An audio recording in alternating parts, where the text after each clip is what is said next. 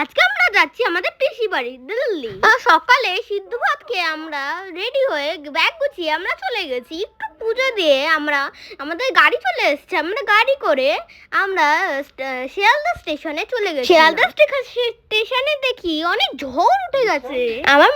আমার মা মিয়ামোড় থেকে একটা স্যান্ডউইচ এনে ওকে একটু দিয়ে আমরা ট্রেনে উঠে গেছি।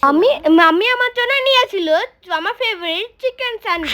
ট্রেনে উঠে পটপট করে খেয়ে নিয়ে, কারণ আমার খিদে পায় অনেক। বাইরে প্রচন্ড বৃষ্টি পড়ছিল। আমি আপারে চলে গেছি। আমাদের দারুণ বালি চাদর কম্বল দারুণ দিয়েছিল।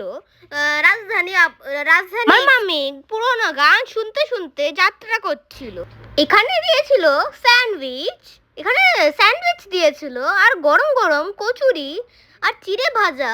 এখানে চিড়ে ভাজা ছিল, আর এখানে একটা কেক ছিল, আর সাথে ছিল কফি আর সস। আমি স্যান্ডউইচটা খাইনি কারণ আমার ভালো লাগেনি, আর চা আর কফি খাইনি।